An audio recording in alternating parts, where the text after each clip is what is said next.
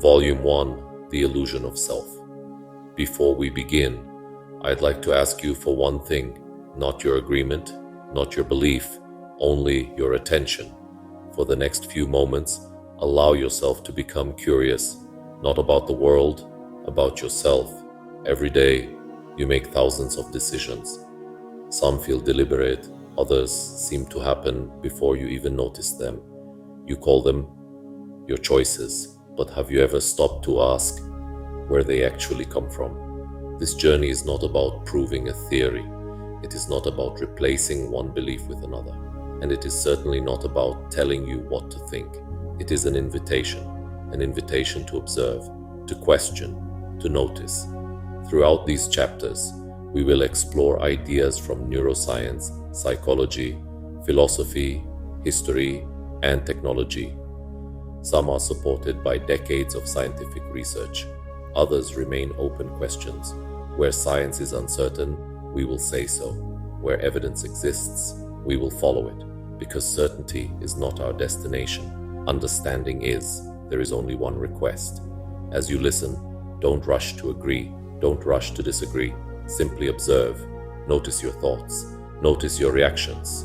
Notice the moments when something feels strangely familiar or unexpectedly uncomfortable. Sometimes, the most important discoveries begin long before we recognize them.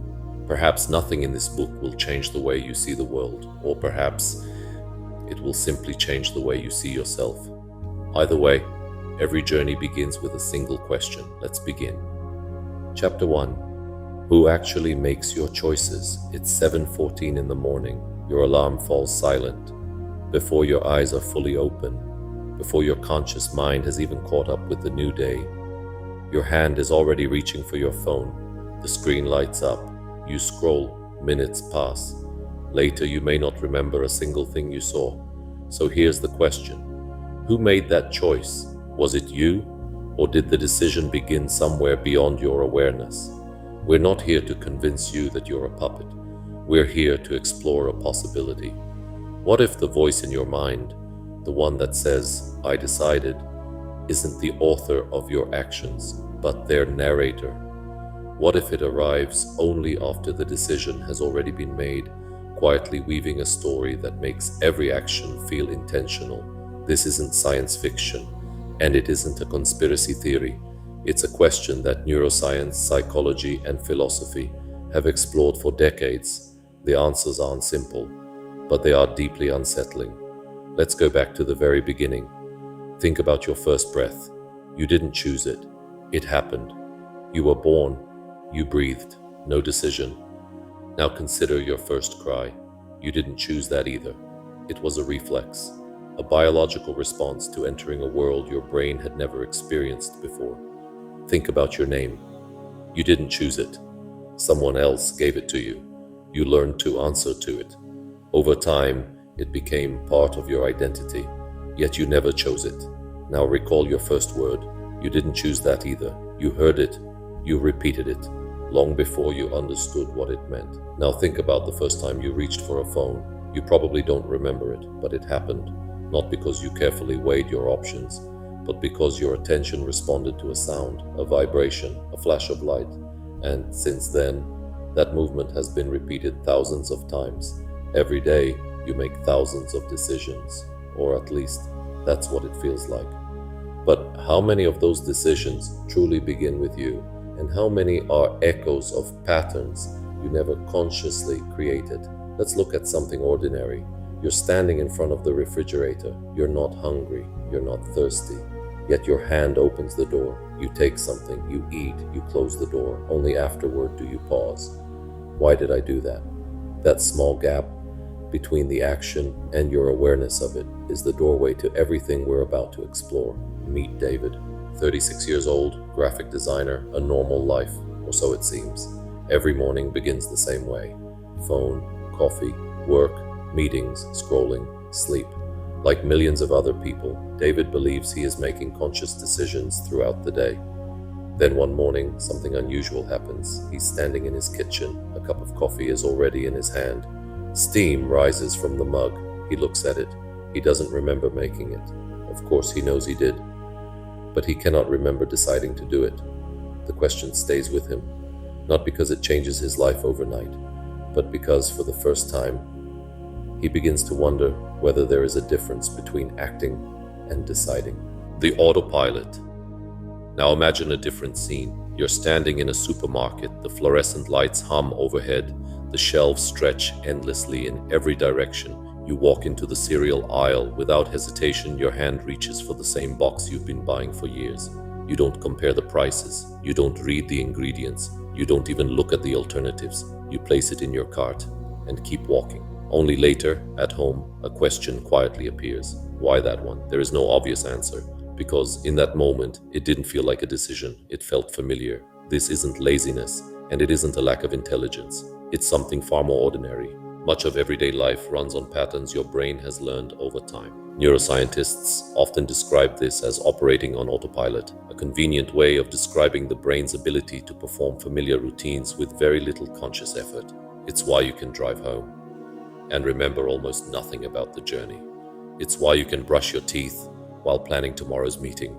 It's why you sometimes unlock your phone without remembering why you picked it up. Autopilot is one of the brain's greatest achievements. It saves energy. It frees your conscious attention for things that are new, unexpected, or important. But every advantage comes with a trade-off. The more familiar a behavior becomes, the less aware you may be while performing it. Think about the last time you opened an app. Did you decide to, or did your thumb simply move before you noticed? Perhaps it wasn't curiosity. Perhaps it wasn't boredom. Perhaps it was simply a pattern repeating itself. And patterns can be learned. A simple experiment. Let's try something right now. Don't move. Simply notice where you are. What is your right hand doing? Is it holding something, resting on a surface, moving? Now ask yourself, did you consciously decide to place it there? Or did you simply become aware of it after it was already there?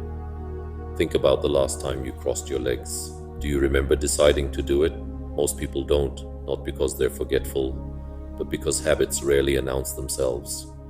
The same is true the next time you scratch your face, or adjust your posture, or reach for a cup of coffee. These actions often happen long before your attention catches up. Even your breathing continues on its own.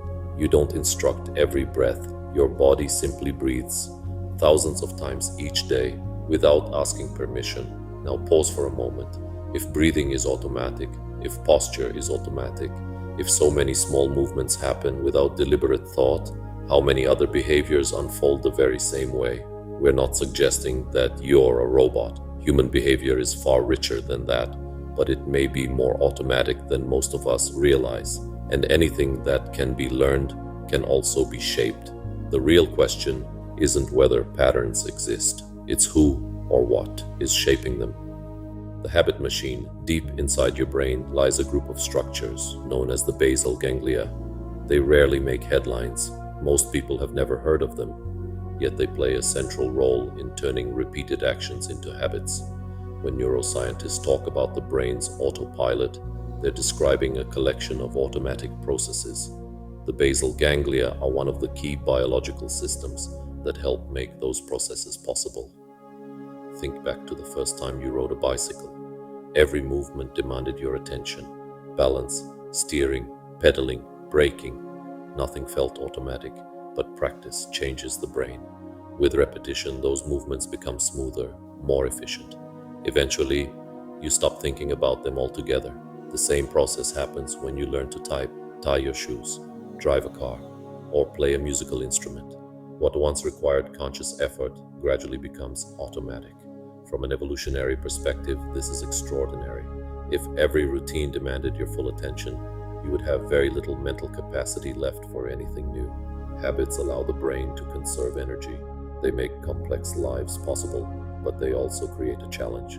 Once a pattern becomes deeply established, the brain naturally prefers to repeat it, not because it is always the best choice, but because it is the most efficient one. And efficiency is one of the brain's favorite shortcuts. Now think about the rhythms of your own day, the way you check your phone, the way you open your email, the way your eyes drift toward a notification before you've consciously decided to look. Many of these actions don't begin with deliberate thought. They begin with patterns your brain has practiced thousands of times. Over time, repeated behaviors become increasingly automatic. The brain learns them, refines them, and eventually performs them with very little conscious effort. The basal ganglia play an important role in this process, helping transform repeated actions into habits that require less attention over time. Now consider the devices we carry every day. Modern technology isn't designed by accident. Many digital products are intentionally built to capture and maintain our attention. A notification, a vibration, a red badge, a swipe. Each of these can become a cue, and every cue has the potential to reinforce a habit.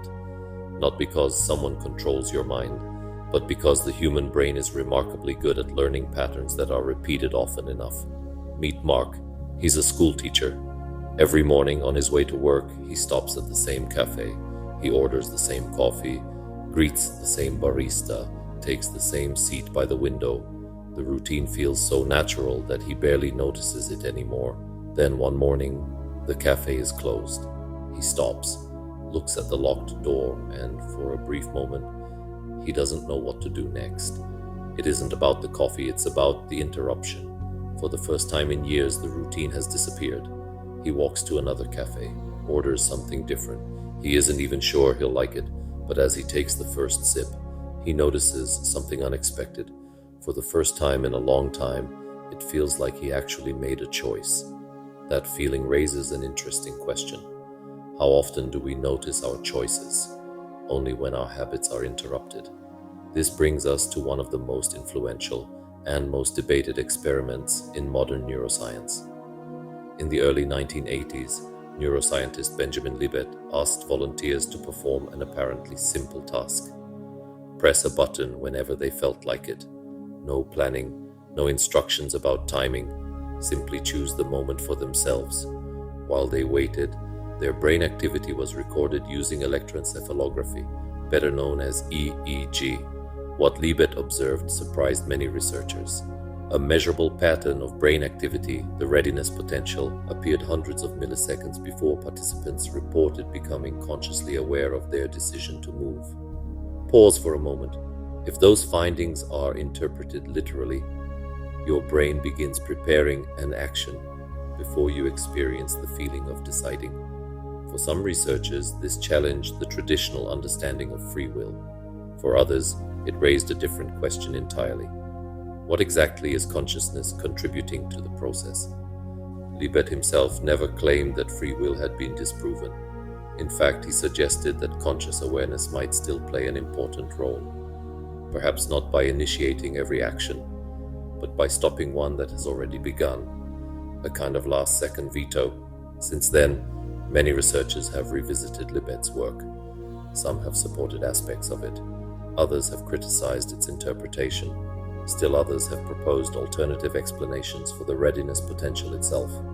The debate remains very much alive.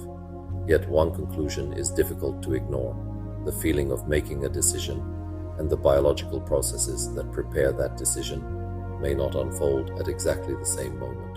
In other words, the story you tell yourself about a choice may begin slightly later than the choice itself. That doesn't necessarily mean you aren't driving, but it does suggest there may be more happening beneath the surface than you ever realized. Meet Elena. She's a nurse. For 6 years, she's worked the same shift in the same hospital. The rhythm of her days rarely changes. One afternoon, something unusual happens. She's walking down the corridor when she realizes she's heading toward the break room. She hadn't planned to take a break. At least, she doesn't remember making that decision. She stops, looks down at her own feet, and quietly asks herself, who decided to walk here? There isn't an obvious answer. She doesn't quit her job. She doesn't reinvent her life. But something changes. From that day forward, she begins noticing small moments that had always been there. The subtle space between an action and the moment she becomes aware of it. Perhaps you've experienced something similar yourself. A moment when your body seemed to move before your thoughts caught up. If so, you're not alone. One of the psychologists who explored questions like these was Daniel Wegner. For much of his career, Wegner studied what he called the illusion of conscious will, not because he believed people had no control over their actions, but because he wanted to understand why the feeling of control can sometimes differ from the processes unfolding inside the brain. His proposal was both simple and deeply provocative. The experience of willing an action may itself be part of the brain's interpretation of events. In one experiment, participants believed they were controlling a computer cursor. Sometimes they really were. Sometimes another person was controlling it instead. Yet when the movement matched what participants expected to happen, many still reported feeling that they had caused it. For Wegner, this suggested something important. The feeling of agency and the actual mechanisms producing an action are not always perfectly aligned. That doesn't mean the feeling is false. It means our experience of control, like every other perception, can sometimes be mistaken. Think about that for a moment. Your sense of choosing may be one of the brain's most useful stories, a story that helps organize experience, a story that gives your actions continuity. Most of the time, that story serves you remarkably well, but occasionally, it may leave something out. Meet James, a concert pianist. He has spent decades practicing the same movements until they became effortless. One evening, halfway through a performance, he notices something extraordinary. His fingers are already moving. Before he becomes consciously aware of the next phrase, nothing feels out of control. Quite the opposite. He has never played better. The music flows without hesitation. His conscious mind is no longer directing every movement. It is simply keeping pace with a skill built through thousands of hours of practice. James doesn't see this as a loss of control. He sees it as a reminder. Sometimes expertise begins where conscious effort ends. That observation leads naturally to another question. How does the brain decide when to think carefully and when to rely on habit? One of the most influential answers came from psychologist and Nobel laureate Daniel Kahneman. Kahneman proposed a useful model for understanding human judgment. He described two broad modes of thinking. System 1 is fast, automatic, intuitive. It helps you recognize a familiar face in an instant, read emotion from a voice, or react when a car suddenly brakes in front of you. Without it, everyday life would be impossibly slow. System 2 is different. It is slower, more deliberate. It comes online when you solve a difficult problem, learn something new, or carefully compare competing options. Unlike System 1, it requires attention. And attention is a limited resource. That's why the brain often favors the faster route. Not because System 2 is weak or lazy in the ordinary sense, but because careful thinking consumes energy. Whenever the situation appears familiar, the mind naturally leans toward efficiency. Most of the time, that strategy works remarkably well. Sometimes it doesn't. Because System 1 relies on mental shortcuts. Psychologists call them heuristics. They are incredibly useful, but under the wrong conditions, they can also lead us toward conclusions that feel obvious, even when they are wrong. Imagine you're standing in a store.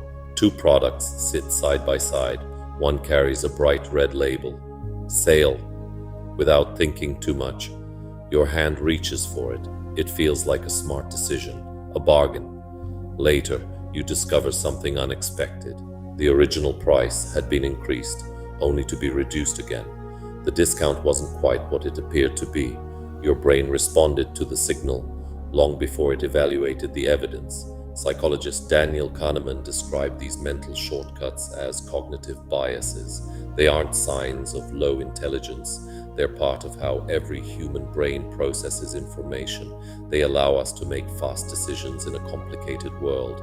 Most of the time, they serve us remarkably well, but under certain conditions, they can also be predictable.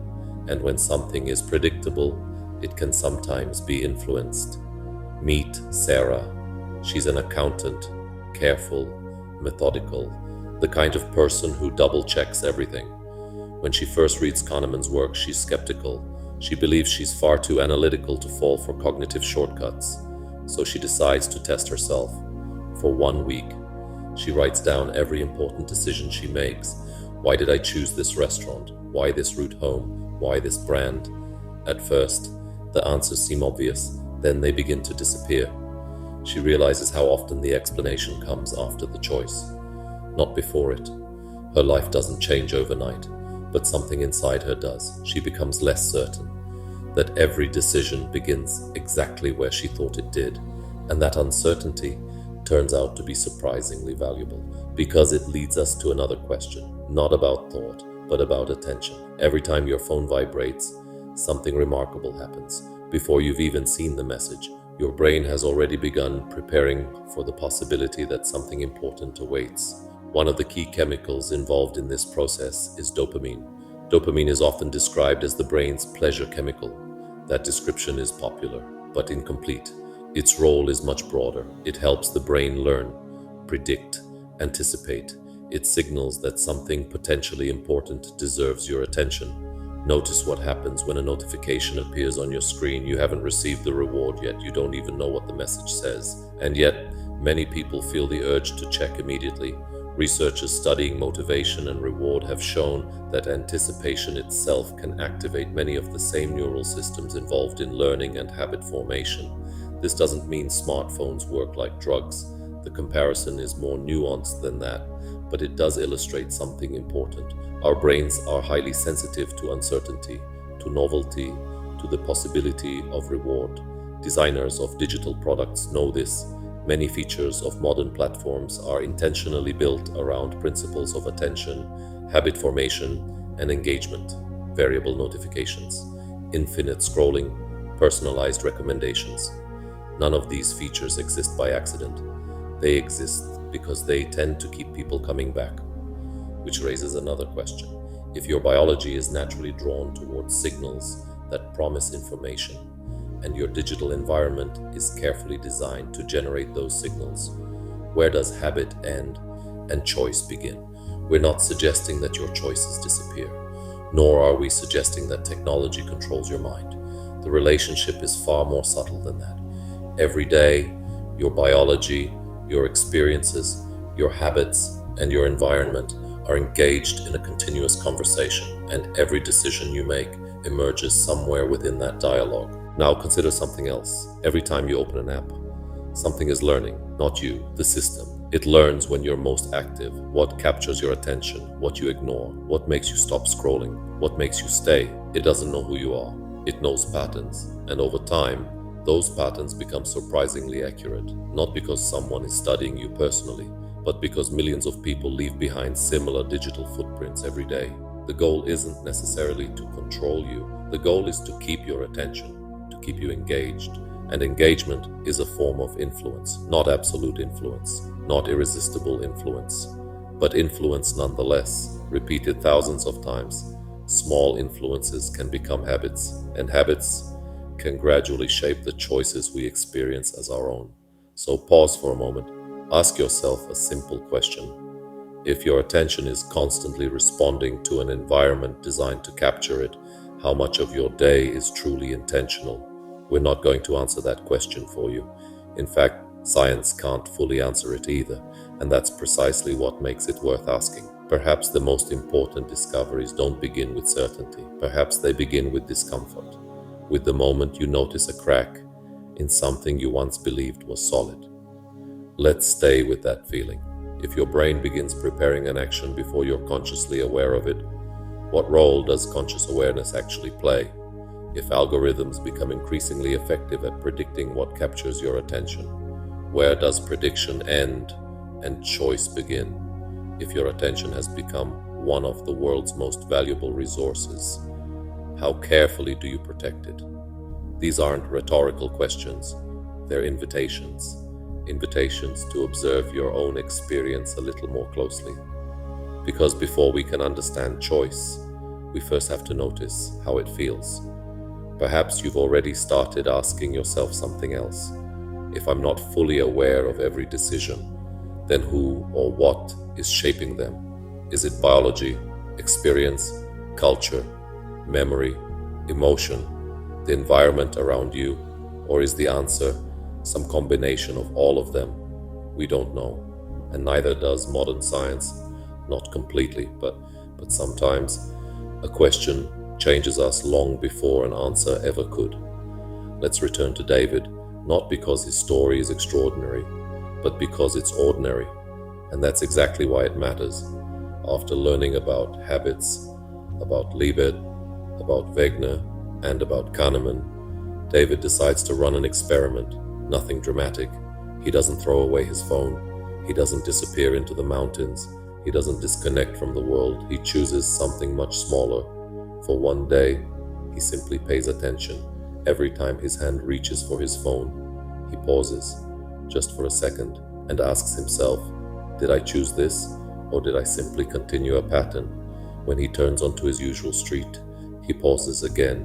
When he opens another notification, he pauses again. Each interruption lasts only a moment, but something unexpected begins to happen. The pauses grow, not in length, but in meaning. For the first time in years, David realizes how many moments of his day had unfolded without ever truly being noticed. And once you begin noticing, it's remarkably difficult to stop. The first hour is surprisingly difficult. David notices something he has never paid attention to before. Almost every action begins before he remembers deciding to act. Each time he pauses, he feels a subtle resistance, not physical, almost psychological, as though an old habit is quietly asking to continue. By the second hour, the pauses come more naturally. By the third, something unexpected begins to emerge. Not freedom, not control, just awareness. For the first time in years, he notices the difference between an action that feels automatic and one that is chosen with intention. Nothing dramatic happens. He doesn't change careers. He doesn't disappear into the wilderness. His life looks almost exactly the same. Yet by the end of the day, he realizes something has shifted. Not his circumstances, his attention. And sometimes, that is where meaningful change begins. The first lessons. Now imagine a different story. A 4-year-old child sits on the floor quietly playing with a toy. Her mother is nearby, looking at her phone. The little girl looks up.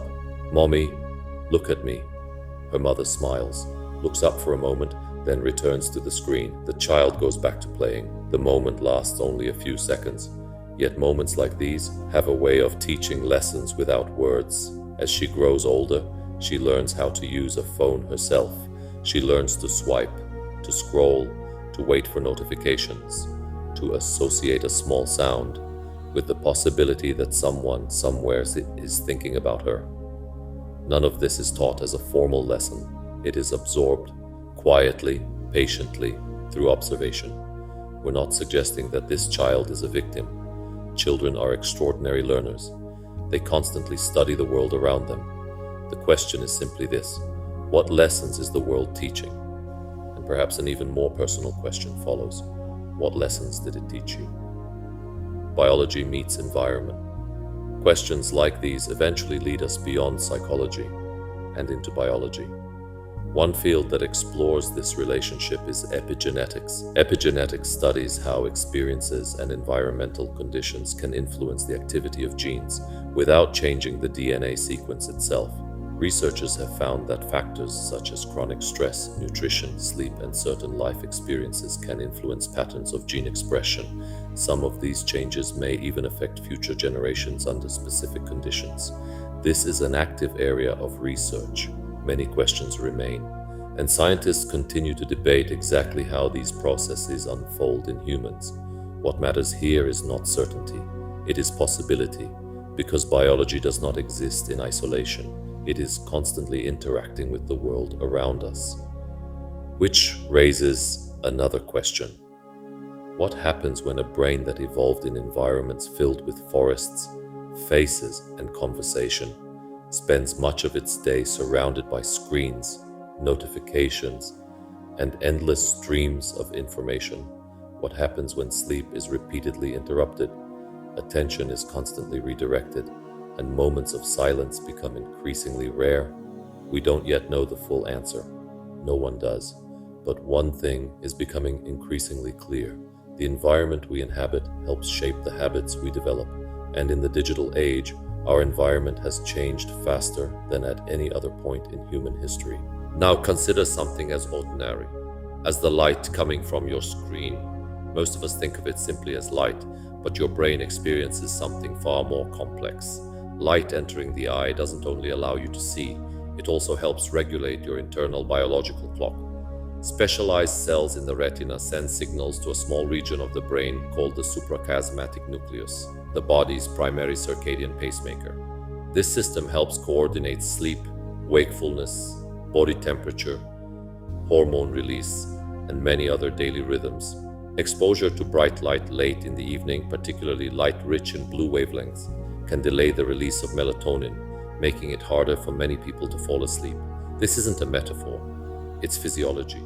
Now consider something less visible: the emotional environment you consume every day, every headline, every photograph, every short video, every notification. Each one competes for a fraction of your attention. Some make you laugh, some make you anxious, some make you angry. Most disappear within seconds.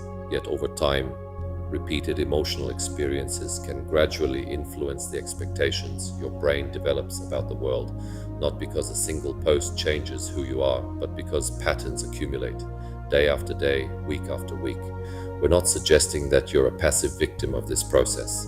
Human beings are remarkably adaptable. Awareness matters, context matters, choice matters, but influence doesn't disappear simply because we fail to notice it. Sometimes, the first step toward greater freedom is recognizing that influence exists at all. Meet Thomas, a software engineer. He spends his days building digital products. He understands recommendation systems, engagement metrics, user behavior. One afternoon, he notices something ironic. He's responding to his own phone, exactly the way he hopes users respond to the products he helps design. He laughs, not because he feels manipulated, but because he suddenly realizes understanding a system doesn't necessarily place you outside it. From that day forward, he still uses the same technology. He simply uses it with a little more awareness. That awareness leads us to another idea, one that doesn't depend on smartphones at all. Psychologists and behavioral economists call it choice architecture. Imagine walking into a cafeteria. Fresh fruit and salads are displayed first. Desserts are farther away. Many people naturally choose the healthier option, not because anyone forced them, but because the environment subtly influenced the decision. This is one of the central ideas behind choice architecture. The way options are presented can influence the choices people make. Researchers have observed similar effects in many different settings: the order of products on a shelf, the default settings in an app, the placement of options on a website, even the wording of a question on a form. Small changes in presentation can produce meaningful differences in behavior. That doesn't mean choice disappears. It means choice rarely exists in isolation. Our decisions emerge within environments that quietly guide our attention, shape our expectations, and influence what feels easiest, most familiar, or most appealing. Perhaps freedom is not the absence of influence. Perhaps it begins with learning to notice where that influence comes from. Imagine you're standing in a gas station. Two shelves display nearly identical snacks. One is directly at eye level, the other sits lower, almost unnoticed. Without thinking very much, your hand reaches for the first one. Did the shelf make the decision for you? No. But it may have influenced the probability of the choice you made.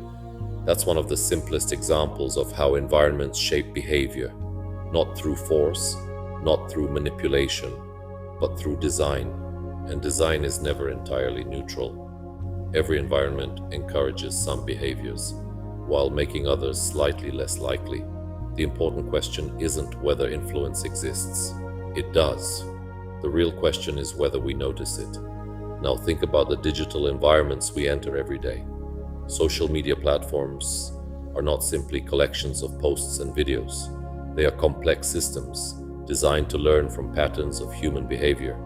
Every pause, every click, every search, every second spent watching a video, each interaction becomes another signal. Over time, those signals help recommendation systems estimate what is most likely to keep your attention. You're not simply consuming information, you're participating in a continuous exchange. You shape the system, and the system gradually shapes what you see next. This process doesn't require anyone to understand you personally. It relies on patterns, probabilities, prediction. One recommendation influences the next, and the next influences the one after that.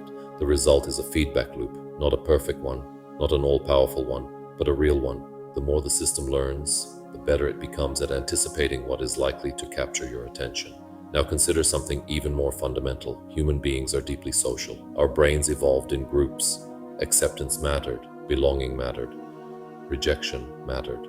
Modern neuroscience has shown that experiences of social rejection can activate some of the same brain regions involved in processing physical pain.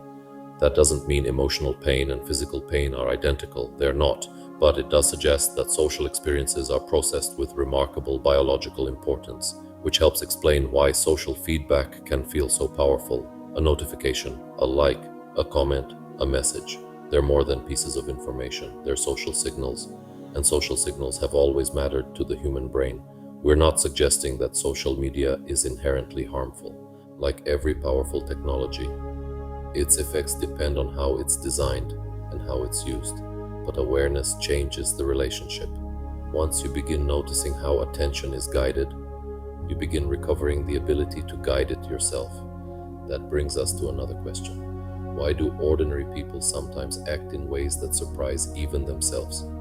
To explore that question, we need to leave the world of smartphones and travel back to the 1960s. Psychologist Stanley Milgram designed one of the most influential and controversial experiments in the history of psychology. Participants believed they were helping with a study on learning.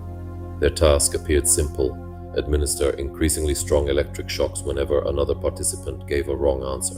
What they didn't know was that the shocks weren't real. The other participant was an actor. The cries of pain were scripted. Yet many participants continued when encouraged by the experimenter, not because they were cruel, not because they enjoyed causing pain, but because the situation itself shaped their behavior in powerful and unexpected ways. Milgram's work remains controversial. Its ethics have been debated for decades. Its conclusions have been interpreted in different ways. But one lesson continues to resonate. The environments we enter and the authority we perceive can influence our behavior far more than we like to believe. Psychologist Stanley Milgram wanted to understand a difficult question. Why do ordinary people sometimes obey authority, even when doing so conflicts with their own moral instincts? In one of the most influential studies in psychology, participants believed they were helping with an experiment on learning. Whenever another participant gave an incorrect answer, they were instructed to administer an electric shock. The shocks weren't real. The other participant was an actor, but the volunteers didn't know that.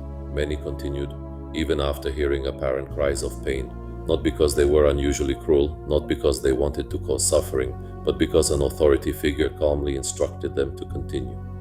Milgram's findings have been debated for decades. His methods remain controversial, yet one observation continues to challenge us. The situations we enter and the authority we perceive can influence our behavior far more than we like to imagine. A few years later, psychologist Philip Zimbardo explored a different question. What happens when people step into social roles and begin believing those roles define who they are? In the now famous Stanford prison experiment, volunteers were randomly assigned to play the roles of guards or prisoners inside a simulated prison.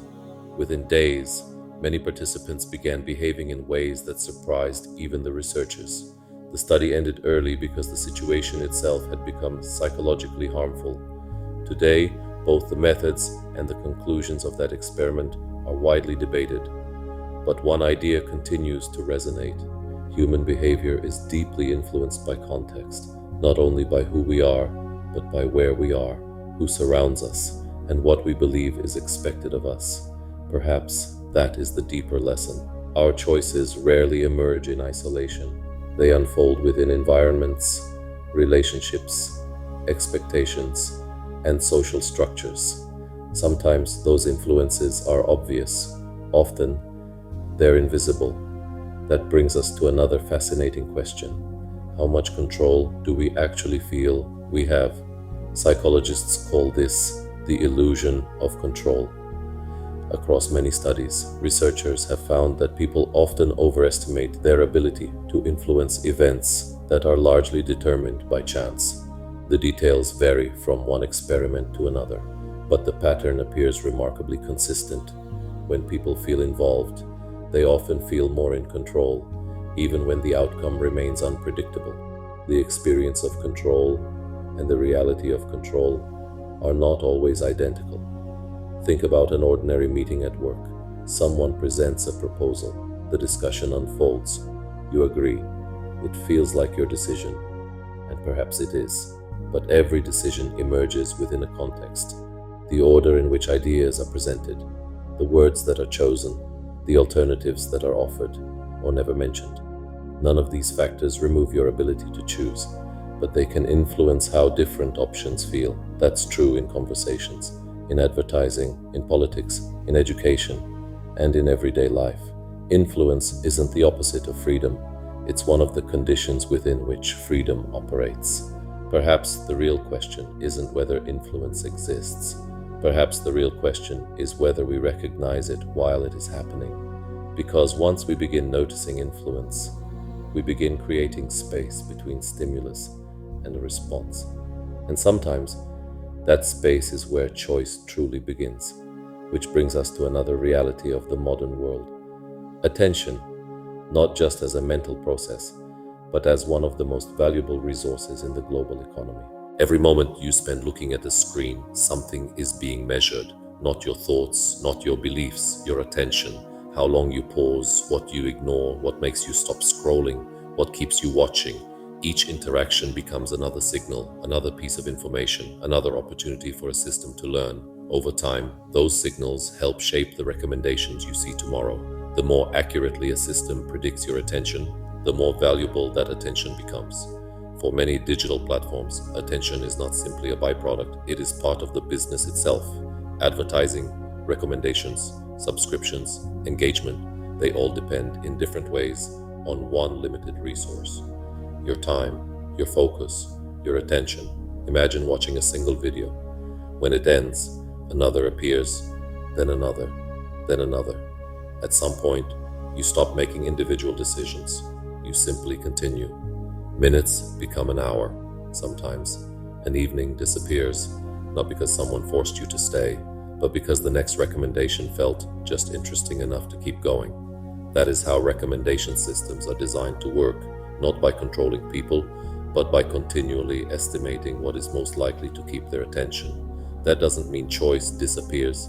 It means choice exists inside an environment that is constantly adapting, which raises an interesting question. If your attention has become one of the most valuable resources in the digital economy, who benefits from it? And equally important, what might you be giving up in return? Let's be clear, we are not claiming that free will has been disproven. Modern science has not reached that conclusion. We are not claiming that human beings are powerless, nor are we suggesting that technology alone determines who we become. The picture is far more complicated than that. What we are suggesting is that the question deserves far more attention than it usually receives.